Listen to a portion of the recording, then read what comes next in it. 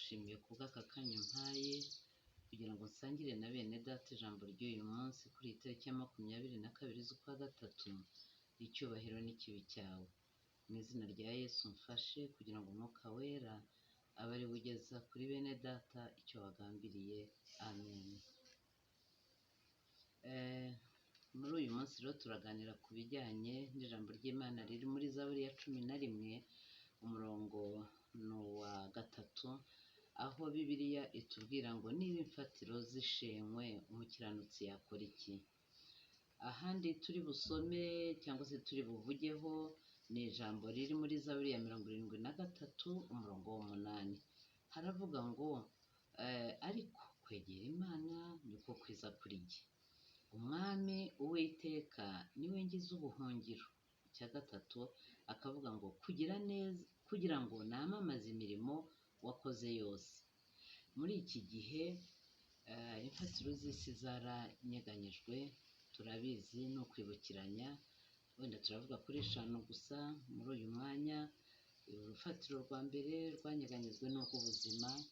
Murabizi ko iyi coronavirus nubwo ihangayikishije isi yose yaje dusanga mu bindi bibazo twari dutuye dufite: uburwayi bwa kanseri, uburwayi bwa za diyabete, uburwayi bwa ni nyinshi kandi nazo zitoroheye abantu. Ariko ubu ngubu turibanda kuri iyo coronavirus kugira ngo tubashe no kubona uko duhuza imbaraga muri uku gusenga twashyizeho mu buryo budasanzwe.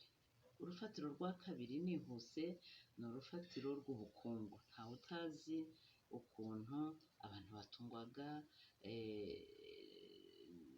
na nyakabyizi, ubu bariho bate? Abari bafite za moto bariho bate? Abatungwaga nayo umumotari abazaniye barabaho bate?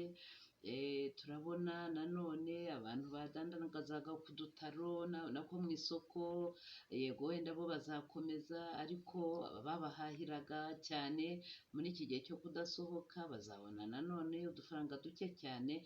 Ni byinshi twagera ku bukungu bw'isi yose, ntawe uyobewe ihungabana rihari. Ikindi nanone natekerejeho ni urufatiro rw'umuryango. Muribaza abantu barwaje virusi, bapfushije, abari mu bitaro. Murabizi ko tutafite uko dutabarana ku bwinshi, wari umuco wa kinyarwanda.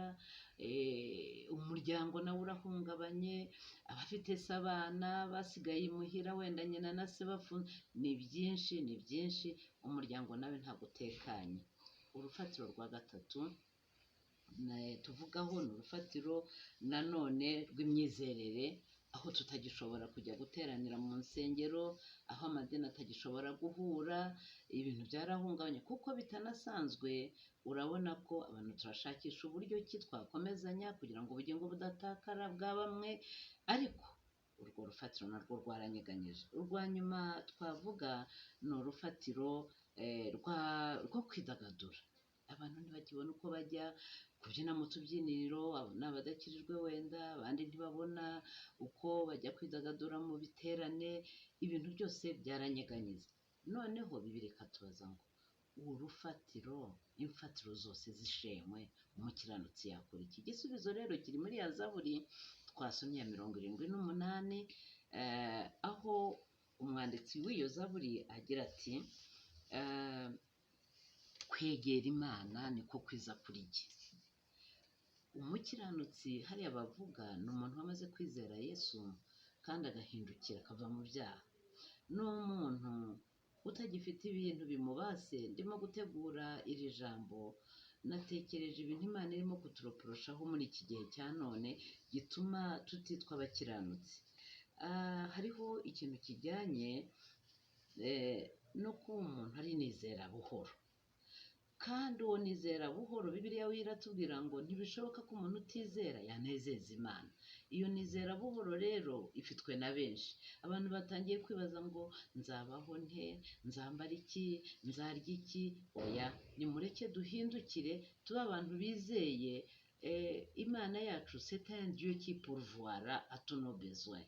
Izi uko tuzabaho, izi uko tuzambara, izi ibyo tuzaha impinja zivutse, irabizi, twe guhangayika.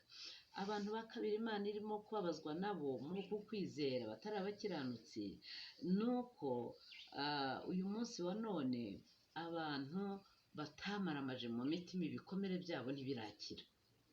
Ugasanga umuntu arakijijwe aranizeye ariko afite ibikomere bikivirirana, abamwambuye, abamubeshye, abantu kutababarira, ibintu umuntu agahora yibuka agendana yikoreye intimba amaranye igihe. Bibiliya iragusaba ngo wiyambure ibikuremerera byose kugira ngo tubashe gusingira iby'Imana idutegeka iduteganyirije muri uyu munsi. Ikindi cya kabiri nanone cya gatatu nako ni uko usibye abo banizera gahoro, usibye abo batababarira, ariko mbere gato ko wenda nkomeza nagira ngo mbabwire ko nizera buhoro azanira akaga umuryango we, azanira akaga abantu babana nabo. Hanyuma bariya nanone bagendana ibikomere hatabayeho kwezwa, Imana irababara nabyo, kuko Bibiliya iravuga ngo guhora ni ukwanjye, nimureke twizere ubundi ibintu bitubabaza tubiharire umwami Yesu.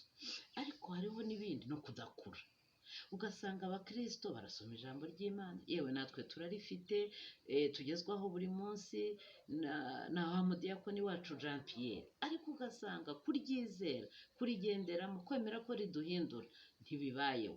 Iyo udakuze rero uba ingwingiri. Mwibuke ibintu byabaye ku bana barasheri, nimusigeho twe kuba ingwingiri, ahubwo amagambo y'Imana twumva dusabe umwuka wera adukuze dushorere imizi mu Mana.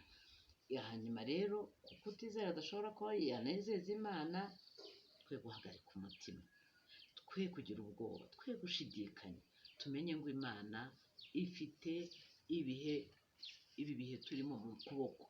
Irero maître de temps et de circonstances. Mu migani rero 10:25 hakavuga ngo nk'uko serwakira ihita niko umunyabyaha ahera, ariko umukiranutsi ni urufatiro rukomeye. Urufatiro rukomeye rw'umukiranutsi ni uko yizeye Yesu, fondasiyo ye ni Yesu. Ariko nanone urwo rufatiro tugomba kumenya uko turimo kurwubakaho. Imirimo izatugaragaza muri cya gihe, izaduherekeza muri cya gihe, izagendana natwe muri cya gihe tuzaba tugiye mu bwami bw'Imana.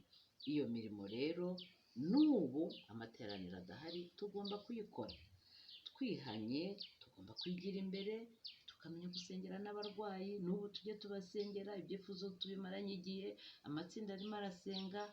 Imana izatubone tuvuye muri ibi bintu turi abakiranutsi nyabakiranutsi. Kandi ikintu ishaka cya gatatu dukurikije iriya zaburi ya mbere twasomye ni ukugira ngo